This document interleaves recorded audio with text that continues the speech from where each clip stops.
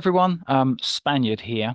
Now, today I've got something very, very special for you. I'm going to analyze one of the trust indentures from a Mr. Peter Wilson. Okay, so I appreciate that Mr. Wilson should be known to quite a few of you out there, and this kind of follows on from the analysis that I did of his trust presentation, which you can view on the White Rabbit Trust YouTube channel. Well, now what I'm going to do is I'm going to analyze his trust indenture. In fact, I'm not actually going to analyze the whole indenture. I'm going to analyze the first 2 1/3 pages, which I think is sufficient to show that the entire document, and in fact the entire package that he offers, is a load of baloney, okay, and will not do what it says on the tin. So without further ado, let me share my screen and I'll bring this document up if I can. Let's have a look here. Here we go. I think this is going to leave quite a few people pretty upset, actually, whoever's bought this, as I'm about to show you. The first 2 1/3 pages of this document, when I started going through this on behalf of someone, I basically gave up after this because I didn't need to go any further, because this in itself actually nullifies the entire document as far as I'm concerned. What you're about to see is confusion, unnecessary text actually in this document, contradictory statements, a lack of certainty, and you're going to see educational material in here, which is wholly unnecessary. I've never ever seen this before in a trust indenture, where it's like you're attending a trust course in the indenture. I've never seen that before. But he's managed to stick it in there unnecessarily. But as I say, of the greatest importance is the fact that he is creating uncertainty. Even though he expresses the need for certainty, okay, in order to create a trust, he then goes on to create uncertainty, thereby undermining the nature of the trust in itself. And therefore, I conclude there is no trust arising from this indenture. But let me go on and show you what I'm talking about. So we start off, he's creating a private trust. Okay, here we go. It's private trust, apparently. And he tells you it's a private trust.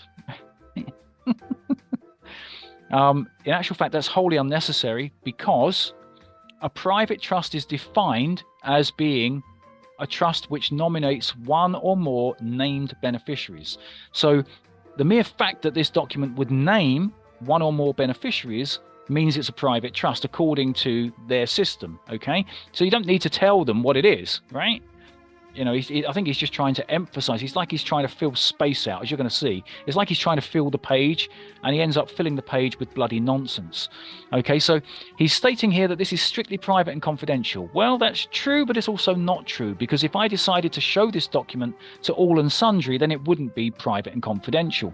So, you know, you don't need to tell me, if I'm buying this document, you don't need to tell me to keep it private and confidential. I'll keep it private and confidential if I wish to, and I won't if I don't wish to. So as I say, he then heads it up private trust, but then he changes the header and calls it private trust. Well, which is it? Is it just a private trust, or is it a private trust, right? Now, I must admit, I didn't actually get onto the definition section of this document, but for anyone out there that's actually bought this document, you will be able to check the definition section, because anything that he has written in this document with a capital at the beginning must be defined. If he hasn't defined it, well, then his document is obviously substandard anyway. I mean, I think it's less than substandard, but that's my opinion. So he's got here, this private trust deed is expressed as of, and he put a date in here. Well, you don't need to put this bit. You don't need to put that in, because it's self-evident. The mere fact that you've got a date and it's going to be executed, you know, or signed at the bottom, is evidence enough that it's been expressed. You're going to see this is a constant theme throughout this document. He's then got here, I, a man, use plain English words. So one would presume that this has been drafted by a man, okay? No unauthorized rights of access. Well, that's the kind of thing that you would find on private property or a building site, or like at the railway works or something like that, railway land or waterworks. I've never seen that on, on a trust indenture, right? But anyhow, That's not the first thing I've never really seen in a trust indenture, but I guess there's a first time for everything where Mr. Wilson is involved. So we've got here, the rights to property are the highest rights of a man or woman, and no law can remove the rights of man or woman to property. Well, I mean, I don't know why that statement is in there, and I'm not sure that that is a maxim, but it's certainly not a maxim of equity. However, the man or woman has the right under contract to contract away their rights to property. And if all law is contract, well, then one could question that statement, okay? But it's irrelevant anyway. I don't know why it's even on the document. We then start off with, whereas the person John Smith, the person Jane Smith, the person John Brown, the person Jane Brown, or any derivative of commercial titles are all entities established by commercial law. So he's made a statement there. Why he's mentioning something of commercial law in an equitable document, I don't know. And actually, having read some of this document, I think this is an irrelevant statement, but there you go. He's put it in there anyway. It's not the only irrelevant statement that's in there. We then move on to section B. This trust is established so that the trustees can distribute the benefits of the trust property to the beneficiaries in keeping with all of the provisions and conditions contained within this private trust. No shit. That's what a trust is for. So again, that entire paragraph is unnecessary. C. It is the specific intention of the man or woman who at times acts as the settlors to create a trust exclusively for the benefit of the man or woman who at times acts as the beneficiaries of this private trust. Right, now I've got a huge problem with this paragraph. For a start, he's not used a capital M or a capital W, and therefore he's presumably not going to identify who this man or woman is. So is this the same man or woman that's acting from time to time as a settlor, which is from time to time acting as the beneficiary, or is it a different man or woman? Because he's going to have a problem actually nominating these people or identifying these people because he's written in such vague terms to begin with. The second problem that he's actually got is that he's now created uncertainty. He's going to later on explain how the three certainties must be met in order to create a trust. One of those certainties relates to the beneficiaries and the identification of the beneficiaries. However, in writing, for the benefit of the man or woman who at times act as the beneficiaries of this private trust, he's now created uncertainty because while this man or this woman, unknown, are acting as beneficiaries of the trust, that's great, they're the beneficiaries. But who's the beneficiaries of the trust when they're not acting as the beneficiaries of the trust? That implies that they only act as the beneficiaries and they are only the beneficiaries from time to time. So who's the beneficiaries when these guys are not the beneficiaries? That's created uncertainty and therefore I would suggest has potentially undermined the entire trust. Okay, but let's move on to D. The inherent and exclusive jurisdiction of this private trust is under equity jurisdiction. No shit. All trusts are enforced in equity. You don't need to write this. So the inherent and exclusive jurisdiction of this private trust is under equity jurisdiction and shall not be construed or implied to mean admiralty, common law, Roman civil law, statutory law, or any other facet or body of law or jurisdiction besides the exclusive inherent equity jurisdiction. Wholly unnecessary. In fact, I'm surprised he didn't list every type of law form that has ever existed, because again, that would be just as irrelevant as this paragraph is now. E. It is the express intention of the man or woman who at times acts as the settlor to create a trust for the exclusive property and donations to be held in the trust for the man or woman that at times acts as beneficiaries. Well, that seems to be a repeat of both B and C above and is wholly unnecessary because the trust document itself would actually spell out the duties of the trustee and the purpose of this document to appoint the trustees to hold or operate property for the benefit of the beneficiaries. You don't need to give this synopsis at the beginning. This is what this document is for. Let's get on with it. You know what I'm saying?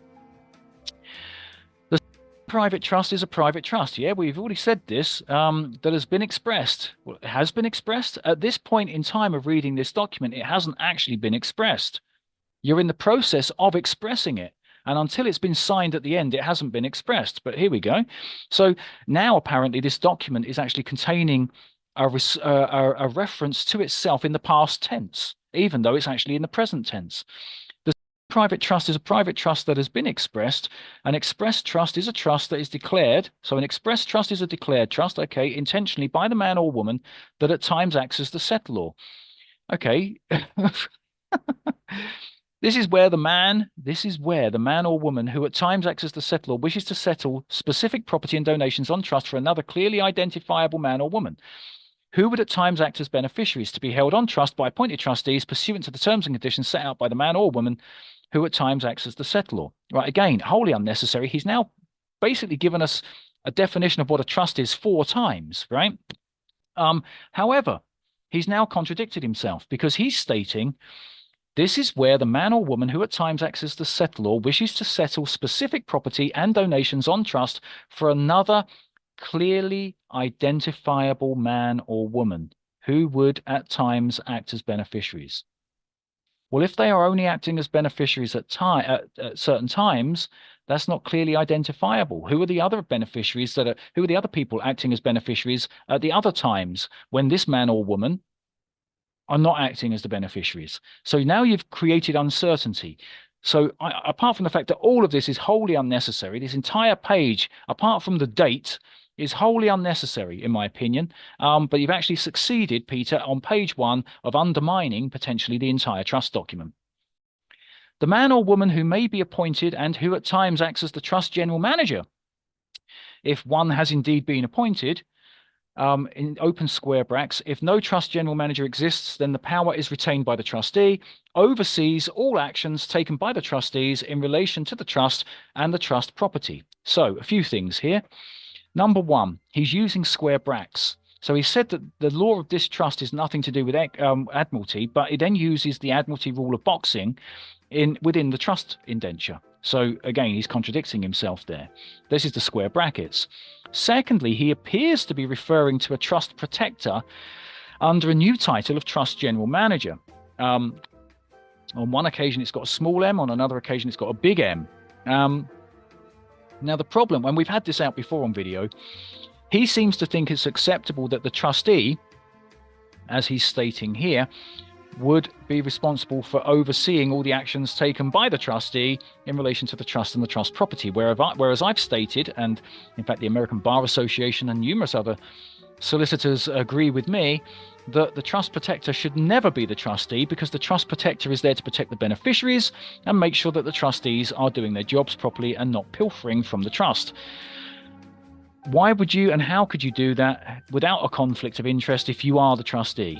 You can't hold that position. So aside from the fact that the trust general manager is generally someone that actually sits below the trustee and actually manages things on a day-to-day basis, presumably a business, he seems to be now rewording this trust general manager in the position of trust protector to oversee the trustees.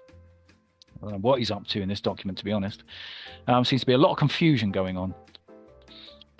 Private trust being an express private trust, yeah, as you keep telling us, to be lawfully valid, there has to be 3 certainties in place. Now, he's just stating this himself. He's making it quite clear, right? He should take notice of these words himself. In order for it to be lawfully valid, there have to be 3 certainties in place. Number 1, certainty of intention. Number 2, certainty of subject matter. Number 3, certainty of objects. That's the beneficiaries. So he states quite clearly here there has to be a certainty of objects or certainty as to who the beneficiaries are, yet simultaneously in this document repeatedly casts uncertainty or creates uncertainty by making this use of this term, the man or woman who at times is acting as the beneficiary. That creates uncertainty. So he's undermined the trust, in my opinion. The private trust has certainty of intention, or so he says, as the person John Smith and the person Jane Smith, who at times act as the settlers, has definite intention. Should be have, H-A-V-E for the plural, should be have definite intention to create a trust, and do not, that should read, not does not, so he's got his language wrong, and do not intend in any way to act contrary to that intention. This intention was initially expressed verbally on, and originally that was the same date that appears at the top of the page. So they've expressed it verbally and then they've written it down. Did they need to even express it verbally? They should have just written it down. A waste of time. There seems to be a lot of time wasting going on in this document. Perhaps justification for the trust fee, I might suspect. However, for documentation, proof of this action, the person John Smith and the person Jane Smith also had the documents sent via Royal Mail with the intentional attainment of Royal Mail first class signed for postage attained online with the tracking numbers XYZ. This was done solely for the purpose of proving the intent of the settlor to create a private trust and the existence of the trust documents. Right, this entire paragraph is complete nonsense, right? Number one, the word attainment means to achieve something. So that doesn't read right in the context of this paragraph. Number two, you don't send something via Royal Mail track and trace in order to prove the intent of the settlor to create a private trust. For example, if I send a dog turd through the post with Royal Mail track and trace, does that prove the intention to create a private trust? No. The trust indenture is the proof of the intention to create a trust. That's it. So I don't know what he's going on about here, right? He's confusing certain techniques. He's confusing their purpose as to what they're used for, right? But sending something through Royal Mail track and trace does not in itself prove the intention of a settlor to create a private trust. This document proves it. The intention is to create a trust, not a gift or a contract. Lord Millett in Twin Sectra Limited versus Yardley said, a settlor must, of course, possess the necessary intention to create a trust, but his subjective intentions are irrelevant. If he enters into arrangements which have the effect of creating a trust, it is not necessary that he should appreciate that they do so. It is sufficient that he intends to enter into them. Right. I don't even know why this is even in this document, right? The document itself is sufficient to prove the intention to create a trust relationship if it's actually been drafted properly, right? Why are you giving a lesson and quoting court cases? I don't get it. I do not get it. I've never seen this before. This is all just completely and wholly unnecessary. The private trust has certainty of subject matter, as the man or woman who at times acts as settlor has settled certain and definite property into the trust with certain and definite title numbers that can be evidenced and identified in Annex A, assets and acquisitions at the end of this trust deed. The trust property is segregated from all other property so that its identity is sufficiently certain by its description, and trust title numbers from XYZ to ABC shown and evidenced in Annex A of this trust deed. Now, what he did, as far as I can see in the schedule or the Annex A, I can't see that there was a proper description of the actual property being settled into trust. It was just referring to furniture. Or generically, or table and chairs or whatever. Yes, he's allocated these title numbers, but each item of furniture should then contain a sticker with the number on it, I would have suggested. But also you should have a proper full description, like a Queen Anne chair, table set, photograph, attached. What he's done, I don't believe actually lives up to the advertisement of being certain and specified and so on and so forth, right? I think it's anything but that. I don't think it's been identified properly. That's my opinion. Those of you who have got these trusts and these annexes to the trust, you can go and look at your own and see whether or not it's a specific description, which can be used. If that description can identify, if it just says a chair, well, chairs come in all shapes and sizes, right? There's got to be a description which can only relate to that chair sitting in the corner of your living room, which must then possess the title number that you've allocated to it, right? He then quotes, read London Wine Company Shippers Limited, 1986. To create a trust, it must be possible to ascertain with certainty not only what the interest of the beneficiary is to be, but to what property it is to attach. And then he signs that off as Oliver J. But maybe he could have put the full name of the justice or the judge or whoever that is supposed to be in the quote. The private trust has certainty of objects. I would dispute that, as the trust has defined man or woman. Right, well, if it's defined man or woman, there's no capital M and there's no capital W, so that would be wrong. People, you're going to have to check the definition section of these documents. I'm not covering that here. Maybe I'll cover it in a different video, but you check the documents you've got. But he's also he's used this man or woman to define the settlors, the beneficiaries, and the trust general manager. So presumably he's got the same party fulfilling all roles. in each case. One man, one woman, presumably, the way this is written. Or this could be interpreted as that he has actually defined man or woman. And if he's defined man or woman, he's then taken on board the role that only God can fulfill, because only God, the creator, can define his creation. But apparently Peter Wilson's done the job for him. But there you go. So the private trust has certainty of objects. No, it doesn't. As the trust has defined man or woman who at times act as the beneficiaries of the trust. He's just contradicted himself. Who at times act as the beneficiaries of the trust. Well, then they're not the beneficiaries at all times, in which case, at the times they're not the beneficiaries. Who are the beneficiaries? And the trust property. So he's actually stated with this poor wording that this man or woman who at times act as the beneficiaries of the trust and the trust property. So they're acting as the trust and as the beneficiaries of the trust and the trust property. They're acting as trust property, which can be evidenced and witnessed in Schedule 1 at the end of this trust deed. This is poorly worded, right? Causes confusion. It's ambiguous. It can be read in different ways, right? Which causes uncertainty. And that this sentence apparently is proof that a trust is evidently certain as per Lord Denning re Tuck Settlement Trust 1978. But it doesn't actually go on to quote Lord Denning. So if you're going to put quotes in, quote the man. You haven't quoted him. And again, all these quotes are irrelevant, right? Because the trust indenture will be self-evident. It either does what it says on the tin or it doesn't. All this other stuff is like it's like it's justification. It's as if he's trying to prove that it actually is a trust document. And in actual fact, in going over the top, he's actually undermined his own trust document, in my opinion. The private trust is wholly, exclusively, and inherently under the jurisdiction of equity. Well, no shit, we've been here before. They are all under equity, mate.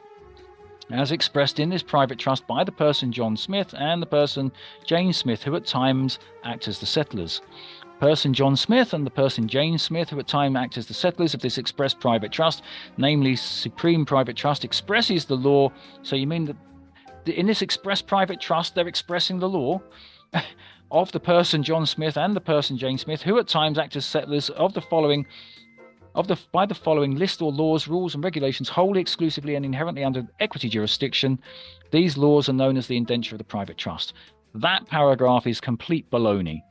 I've just never witnessed anything like this. This is just over the top. It's overkill. It's just complete and utter nonsense, right? I've got to be honest with you people. If I'd bought this trust, I would not be happy, okay? You've got to go with what you want to go with, right? I know there's a lot of people out there that, absolutely think the world of Peter Wilson. I don't, okay? And I don't with good reason. Now, as I say, I appreciate there's a lot of people that have a lot of time for Peter, and that's fine. If you've bought this trust package, you stick with it then, okay? You got such faith in him, you stick with it, okay? We'll see when the time comes. We'll see whether it stands up to being tested and whether it's watertight or not, right? Alternatively, if you are beginning to suspect that you've been sold, a boatload of spuds, well, then you can do a number of things. Number one, you can email whiterabbiteducation@gmail.com, because we are collecting details of all those people that have paid out good money for this baloney, as far as I'm concerned, because there may be a cause of action against Mr. Wilson. It could be, if enough people come forward, it could be warranted that we arrange for a private criminal investigation into his behavior and conduct. And if it were found that what he's been doing is criminal, it could be that a private criminal prosecution might be in order, right? I say could be. There's been no investigation as yet. But he's certainly advertising things that, as far as I'm concerned, are not up to spec. If you're unsatisfied with what you have purchased, you will need to ask him for a refund and explain why. If you want an alternate opinion, you don't have to take my opinion. You can go and get an opinion from a solicitor. Or alternatively, you can even use fee remission or help with fees to apply for a court of equity to actually give you, if you're the trustees, the court can give you guidance as to what your duties are. And that means that you should, using fee remission or help with fees, you should, free of charge, be able to apply to the court for guidance about this trust indenture And that will enable the court or the judge to have a look at the indenture. And I've got no doubt if the judge has a look at the indenture in attempting to explain your duties to you, okay, I've got no doubt if they feel that this is a complete load of baloney, I've got no doubt they'll tell you. All right. So any of the trustees can do that with regards to any of these documents. All right. So I'm sorry if it's come as upsetting news at this time of year for those who've actually bought this trust package from Mr. Wilson, but it's better that you know now rather than have this put to the test at a time when you need it to work and then suddenly find out that actually you don't have a trust at all. Yeah, I don't really know what else I can say. I'm just going to stop sharing, actually. There we go. Look, you can see my beautiful face there. So I don't really know what else needs to be said on that basis. Until next time, big love.